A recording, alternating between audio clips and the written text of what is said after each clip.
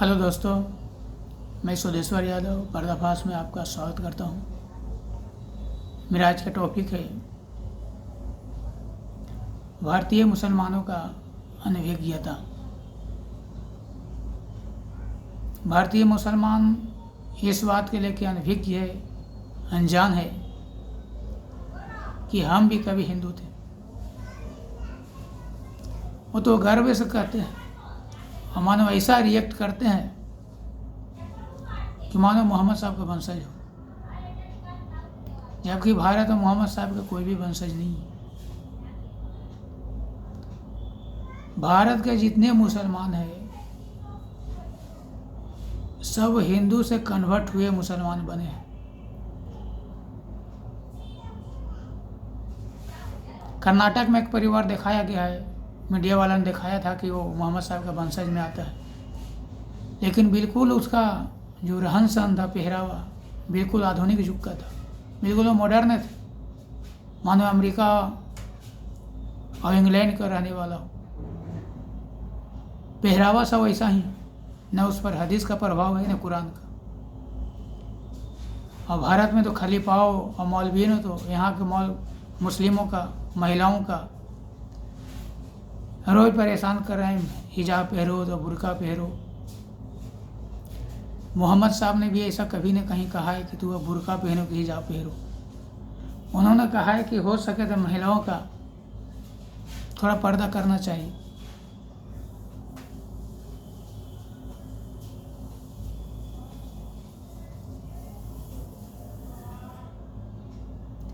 भारत में जितने भी मुस्लिम हैं वो सभी एक दिन हिंदू थे। और ऐसी मन में भावना अब रखो कि हम भी कभी हिंदू थे, तो आपके जो हिंदू प्रति जो घृणा नफरत है, जो आक्रोश है, वो कम हो जाएगा। और ये हकीकत है, 100% हकीकत है। भारत में स्वतः कोई मुस्लिम नहीं बना है। अगर कहे कि भारत में जो मुस्लिम धर्म का प्रचार हुआ है वो तलवार के नोक पर हुआ है, ये 100% सही है। तलवार के नोक पर ही हुआ है। स्वतः मुस्लिम बनने वाला केवल दलित लोग थे, उन लोग ब्राह्मणवाद से परेशान थे। भारत में उस समय ज़्यादातर ब्राह्मणवाद था। ब्राह्मण लोग इतना छुआछूत मानता था कि दलितों को छाया से भी घृणा करते थे, नफरत करते थे। इसलिए दलित लोग अपना इज्जत बचाने के लिए, शांति से रहने के लिए, शांति से खाने के लिए मुस्लिम बन गए थे। लेकिन बाकी जाति लोग अपना स्वतः मुस्लिम कोई नहीं बना है, क्योंकि मुस्लिमों का जो खान पान बिल्कुल अशुद्ध है। जिस गौ माता को हम पूजते हैं उसको ये लोग खाते हैं। मेन पॉइंट यही है। अगर ये लोग गाय खाना बंद कर दे तो हिंदू मुस्लिम ज़्यादा फर्क नहीं रह जाएगा, सब एक हो जाएंगे। इसलिए कोई भी स्वतः मुस्लिम बन ही नहीं सकता एक दलित के सिवा।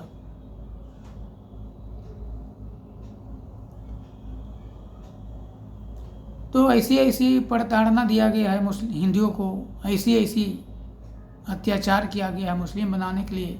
इस पर कितनी बड़ी बड़ी किताबें लिखी गई है। मैं 4-5 एग्जाम्पल आपको देता हूँ। जो मुस्लिम नहीं बनते थे उनको बच्चों के ऊपर फेंक के भाला हरा देते थे। लोग अपने बच्चे के मुंह में मुस्लिम धर्म स्वीकार कर लेते थे।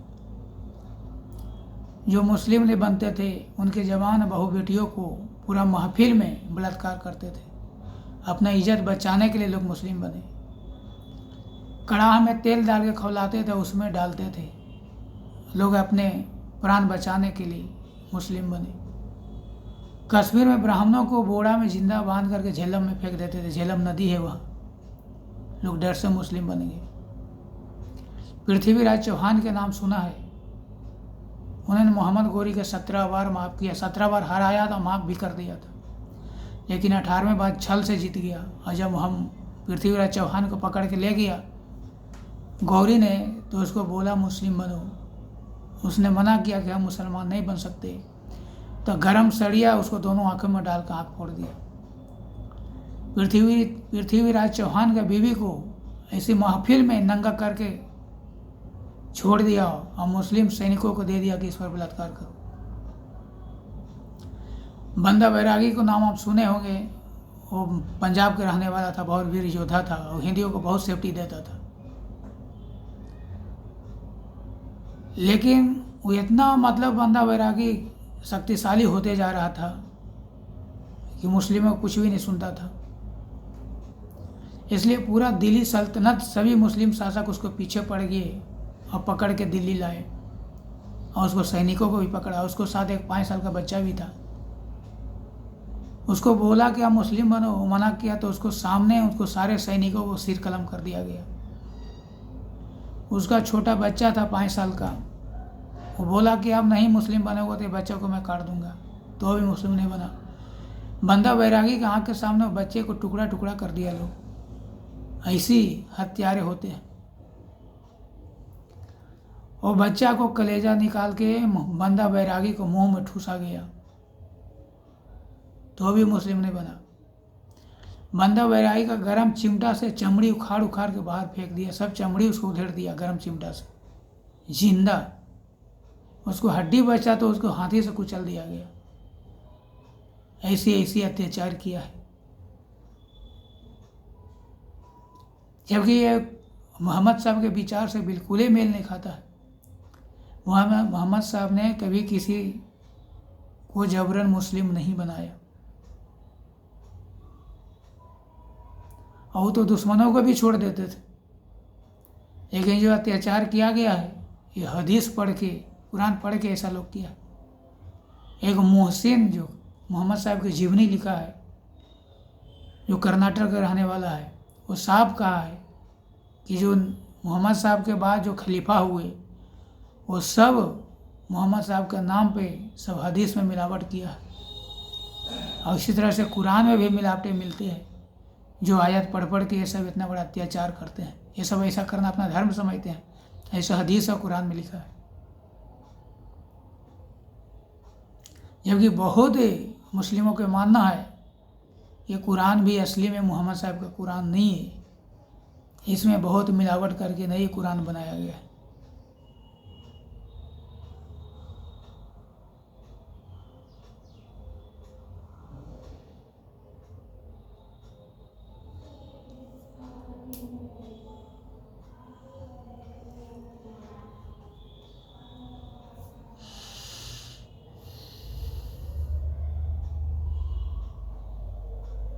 दोस्तों,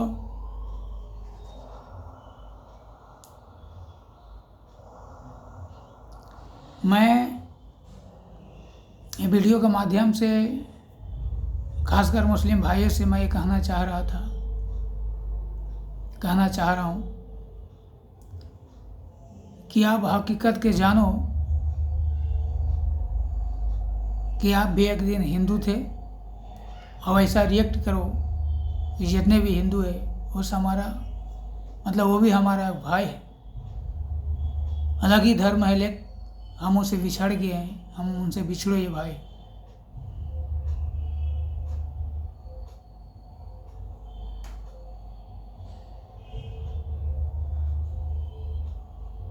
सभी मुस्लिम का पूर्वज हिंदू थे,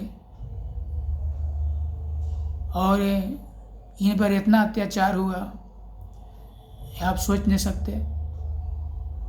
वो अत्याचार के कारण ही मुस्लिम धर्म उस लोग अपनाया था, पर आज आप लोग मुस्लिम बनने के बाद हिंदू का अपना भाई नहीं समझते। ये बहुत बड़ा भूल है आपका।